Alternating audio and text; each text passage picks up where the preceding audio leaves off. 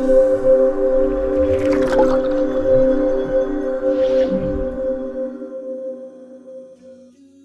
friends, and welcome back to my channel. If this is your first time here, my name is Noki, and on today's video I'm going to be giving you 10 possible reasons why you are not getting those sales that you so want and desire on your e-commerce business. And please note that these reasons are in no particular order. So let's go. Number one is lack of product research. Have you done research to find out how well your product is doing on whatever platform you are going to be selling it on?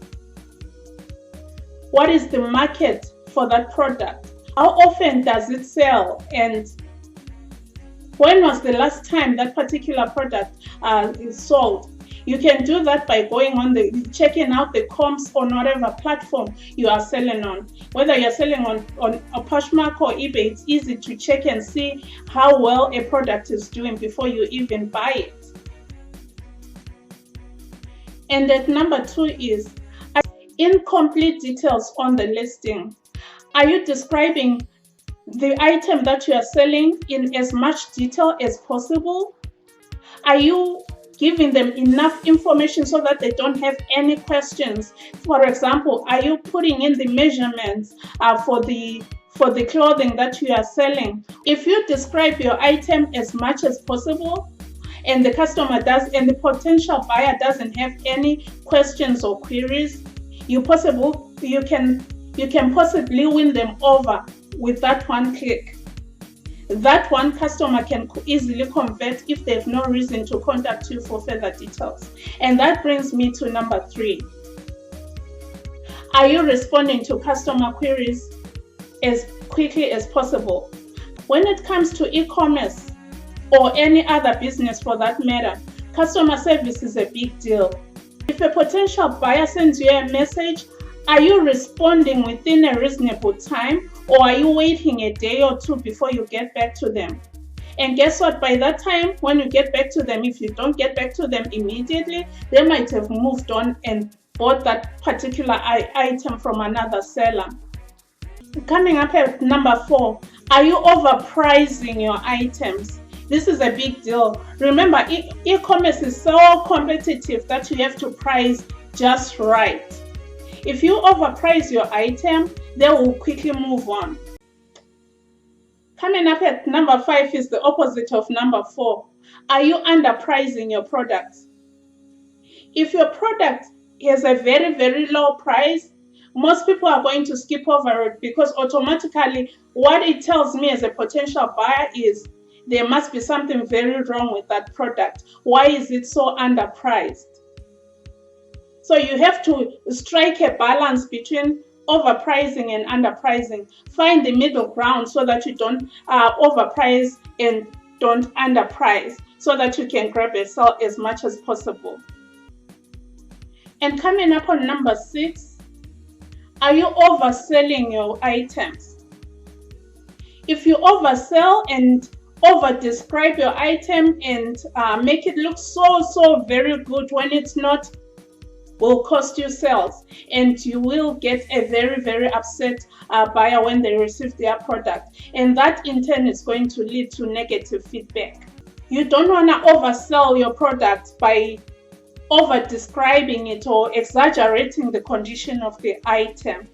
And that brings me to number seven. Are you taking your sweet time to ship the products once they are paid for?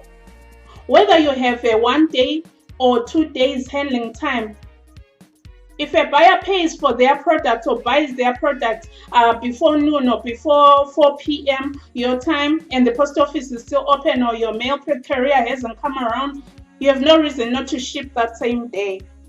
What that will do is your product is going to get to the customer before the time that they expect it. And guess what? You'll have a very happy and satisfied customer. And that brings me to number 8. Are you taking advantage of the tools that are offered by the platform that you are selling on? For example, are you running markdown sales? Are you sending offers to buyers? If the platform that you are selling on has some kind of sales tools or markdown managers? Are you using those tools to your advantage? Because if you are using those tools and you take advantage of the tools that are offered by the platform, that shows the platform, that shows eBay or Poshmark or whatever platform that you're selling on, that you seriously want to sell the product. So there's no reason for you not to be running sales and not to be giving discounts to the potential buyers, or sending offers to buyers, or running promoted listings if they have promoted listings. So you need to take advantage of whatever tools your platform offers so that you can realize more sales. Number 9 and number 10 are my favorites. At number 9 is, are you squandering everything that you realize from your sales? Are you using up all the money that is coming in and not reinvesting it in your business so that your business can grow? If you do that, you will run short of inventory and you will not have anything to list or anything to sell. So I suggest that you take that money and reinvest it in your business. If you have to use any of that money, just take the profit and reinvest the capital. That way your business will keep growing and growing and growing, and you get more sales. We know that on most of these platforms, adding more items on a daily basis works out to your advantage. And number 10 is my favorite. Are you spreading yourself too thin? Are you biting more than you can chew? Especially when you are new. I see this a lot with new e-commerce business owners. They want to start selling on Poshmark, start selling on eBay, start selling on Mercari, start selling on Amazon all at once before they even grasp and get the hang of that one platform that they started with. What I suggest is, get the hang of the first platform and get things rolling and moving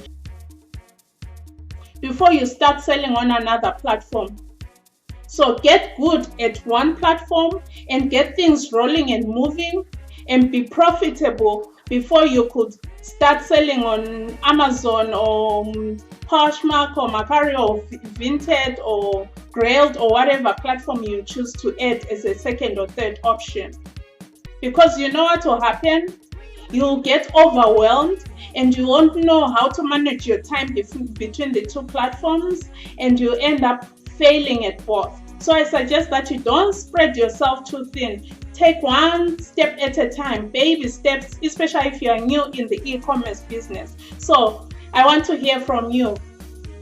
What are some of the common mistakes that you see? I know I've just given you 10, and I know there's lots and lots and lots of mistakes that some people, whether they are new in reselling or not, that they see on a daily basis and still make. I know I've made some of the mistakes, but it is good for you to learn quickly from your mistakes and share with other people those mistakes so that they don't repeat your mistakes, which is why I shared with you some of these, because some of them I definitely have made those mistakes, and I don't want you to make those similar mistakes.